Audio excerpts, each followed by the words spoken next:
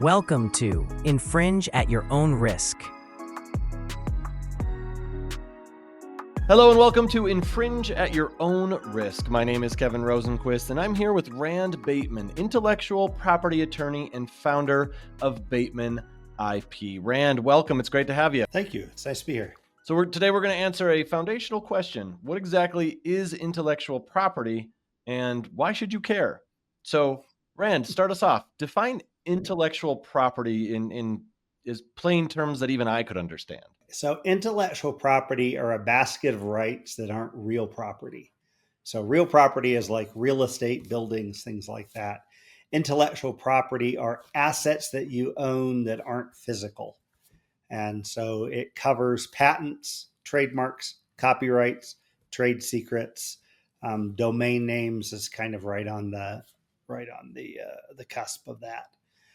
So it's that basket of rights that companies can own or individuals can own that give them effectively some sort of advantage in the marketplace with respect to selling products or keeping others from using that asset, that information or knowledge to improve their products. Some of them can be kind of silly and some of them can be insanely valuable. Mm-hmm. So it just totally depends on what you're using it for. And it can be a complicated world. Can you kind of just explain why someone needs an attorney to handle these kind of things? Yes. Intellectual property is one of the more complex areas of law. One of the former Supreme Court justices said that a patent application is the most difficult legal document to draft. And part of the reason for that is you're writing something to protect a right, but you're having to guess what's going to be out there in the future. Uh-huh. It's kind of like if you were trying to do settle a property description, but you never got to see where you're actually going to have your property. Mm-hmm. And so there's issues like that. So a lot of people have really fundamental misunderstandings about various aspects of intellectual property. And so it's a good idea to get an attorney who knows what they're doing. It's generally not a great space for someone who's just kind of a jack of all trades. There's a lot of really specific rules that you have to abide by in order to properly protect yourself. All right, so let's dive a little deeper. You mentioned a few different things when we talked about just defining intellectual property: patents, trademarks, copyrights, trade secrets. Can you explain the difference between all of these? Sure.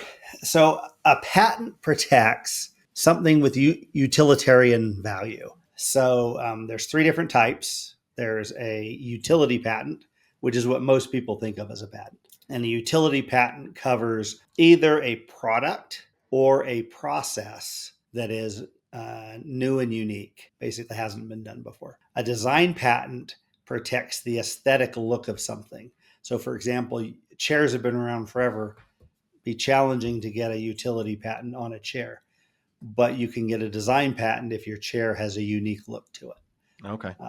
And then finally, there are plant patents, which are fairly rare for asexually reproduced plants.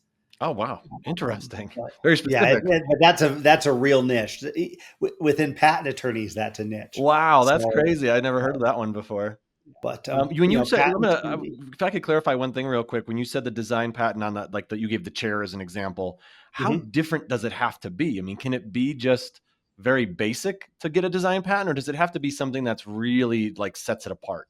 Well, it just has to, in a design patent, it just has to be unique. Okay. So it can be a fairly basic chair if it's got some unique function or feature to it, design. Okay. And so but your design patent rights are limited to that feature, right? You don't get to protect all chairs. You just get to protect chairs that have the design features are covered by your. That hasn't been done before. Okay. Gotcha. All right. Thank you. All right. So what's next? Okay. So copyrights. Copyrights protect expression. So if you write a book, if you write a song, if you make a movie, those are all protected by copyright. And copyright, it gives a limited time period that the author is the only one who can exploit those rights. And then it goes into the public domain. Same thing with patents, actually. Copyright, it's a lot longer. So if you write a book, throughout your life, it'll be protected. And then a period of time after you die, it's protected from other people copying it. But eventually those things go out into the public. So Mozart's works are no longer protected by copyright. The world can use them as they will. But, the latest song you heard on the radio is most definitely covered by a copyright that if you copy it, you will get sued. And anyone who watches lots of the artists that are really popular end up getting sued because somebody says, hey, that's just like my song that I wrote 5 years ago.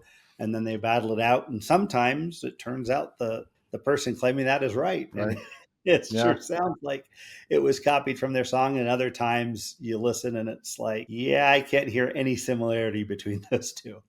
I agree. Yeah, I've seen and those that too. one. Yeah, The and test also is really what an average person. Yeah, totally. I'm sorry? And there's movies too that I've seen that like some of them could become public domain, like the Winnie the Pooh horror movie and things like that they did, right? So like you can make a parody of something or use something a little bit more, I don't know, you can really like make it your own once it becomes public domain. Well, you can't make it your own. You can create alternatives to it, right? You can add on to it. And then what you add on is what's protected.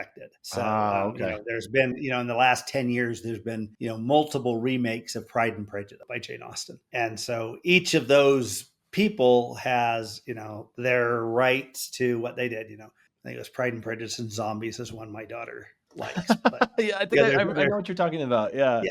There's, you can do all sorts of spinoffs, but that's because those have come out of copyright. Right. But if you were to go out and try and do that with a Disney movie that they did 10 years ago, you'd never get away with it because the copyrights are still there and valid. And so you'd get sued for infringement. They would take down all of your things. You would pay Disney a lot of money, and it would be a generally bad experience. All right. All right. So after copyrights, what do we have next? Trademarks. Okay. Trademarks developed from the guild system back in the Middle Ages, and it was designed to let people know the quality of the goods or services that they're receiving. When you see McDonald's, you know what you're going to get. Not a gourmet burger, but something that's probably not going to kill you either. Yeah. So, it's a mark, and it's a valuable mark. And, McDonald's makes an insane amount of money because, people like to go there and they know exactly what they're going to get. So when you have a mark and you build the strength of that mark, it helps your company because people are going to be looking for your product. And what it protects is it protects from other people doing something close enough that it causes confusion in the marketplace. And then you're stuck because, I make a really high quality product. Somebody makes a cheap one, uses my name on it, and then it harms me because I lose sales, and it harms the public. And in theory, the trademark law is really about protecting the public, but it does that through somebody who's motivated to enforce those rights. So it gives those rights to the trademark holder. Mm-hmm. So if you have a company, if you want to build goodwill in your company, you're going to want to have a good trademark because that's how you do it. People associate that trademark with the quality that you provide. Okay. And for like, copyrights and trademarks, I would guess kind of often would go together. Like, for example, for a podcast or a video series or something like that, correct? Yes. So for example, the name of the podcast could be trademarked. The video itself would be copywritten. Okay. Pretty rare that you get a patent on it, but in theory, the technology behind it could have a patent on it. Well, in fact, I'm sure that the webcam we're using, the microphone we're using, I'm sure somewhere in there are parts that are patented because they provide some advantage to the people selling them. Okay. And then the last area in the general umbrella is trade secrets. So when you have an invention, you can take it and get a patent on it, or you can hold it confidential. And if you hold it confidential, that's called a trade secret.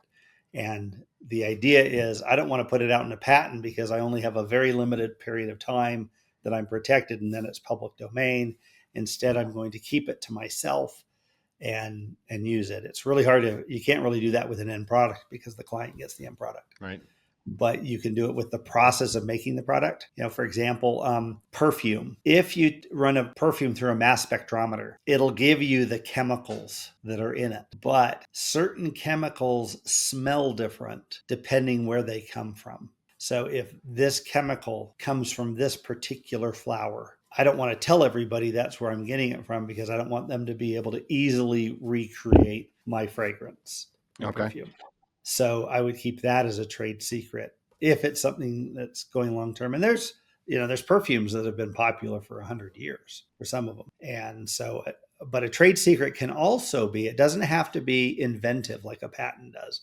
One of the most valuable trade secrets for most companies is their client list. Would you be harmed if somebody else got your client list? And people think, if my competitor got the client list, that would be bad. But often the most dangerous person with your client list is your soon to be former employee, because they walk out with your client list. Not only do they know who all your clients are, they probably have an idea of what that client buys and when. And if they can insert themselves in that buying cycle, if I know this client buys 1 million units every June, the client or the person in your company who steals that client list, they go out in May and go talk to that client and say, hey, I can get you that same thing for 10% less. And the client says, oh, that's awesome. And then you've just lost a large client. Right. So a lot of times people don't think about that. And it's one of the things small companies really need to think about is who has access to your client list and who needs to have access to it. Because you may have a salesperson, but they only need the client list for a small area. They don't need access to all of your clients. And those are hard cases to prosecute, usually, especially for small companies, because people didn't take the time to show they're preserving that as a trade secret. Okay. So are there specific attorneys for each category, or do you do most attorneys in this field kind of cover everything? No, there usually are. And even within those fields, there are subspecialties. For example, with patents, there are people who write patent applications. We call them prosecutors. And there's people who litigate the patents if there's a dispute. You get sued from somebody claiming infringement or vice versa. Most patent attorneys will do one or the other. I do both. My joke is I let each of my personalities do one, and it works out well. But they're very different thought processes. And if I've spent a bunch of time in litigation, the first day or two I'm back doing prosecution is much more difficult, because it's just a different mental thought process. Sure. And there's patent attorneys who literally specialize in one type of chemical. So, for example, somebody may spend their entire career just doing patents that involve hexane rings, linked carbon chain. Wow. Some people really like that. It would drive me nuts. Yeah, me too. I enjoy the variety. Yeah. I do all the different, I'm kind of a general practitioner within patent law or within IP law in general. But there are attorneys who are super specialized in one little area. That's all they do. They get really good at it. And sometimes, that's the person to go to. Yeah. I refer things routinely to attorneys who I know are really specialized in a field, because they can do it more efficiently because they've done it thousands of times. Right. That makes sense. What inspired you to focus your career on intellectual property? Oh, this is kind of funny. I actually was pre-med undergraduate. I was going to go to medical school, and then some events happened where I wasn't ready to go right into medical school. I thought, well, I'll go do something different. I'll go to law school for a little while and then go on to medical school. Yeah, why not? Yeah. Just go out for a little while. Why not? Exactly. Yeah. And I got into law school, and I knew some people who were in medical school, and I saw what their life was like. And I thought, you know what? I don't really want that life. I have no problem with what doctors make after what they go through to get there. They have sacrificed huge parts of their life to get to where they're at. So I went into law school. I thought, you know what, I'll do medical malpractice defense work. And so that's what I was planning on when I went to law school.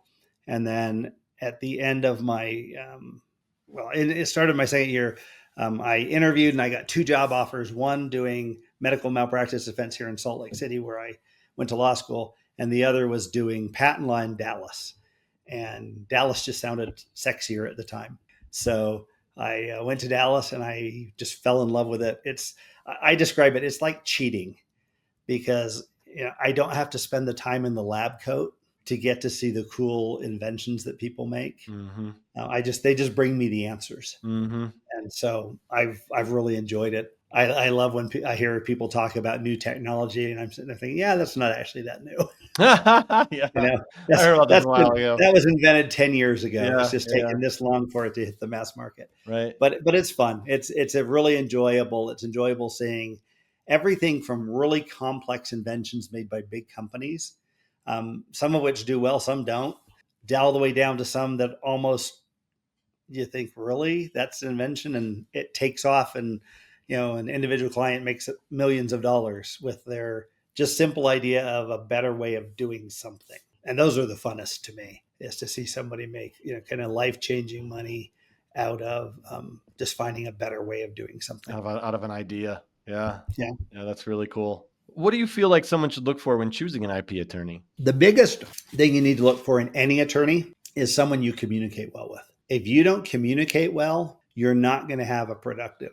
relationship with your attorney. That doesn't mean the attorney's bad. It doesn't mean you're bad. It's just people communicate differently. When I was a young attorney, I got some clients passed to me because the senior partner just did not communicate well. And they were awesome clients for me. And I've had other clients that I've referred to other people because we just didn't communicate well. It's not a good fit. Yeah, it's just not a good fit. And it's nothing bad necessarily about me or them. Yeah. It's just you need to communicate well.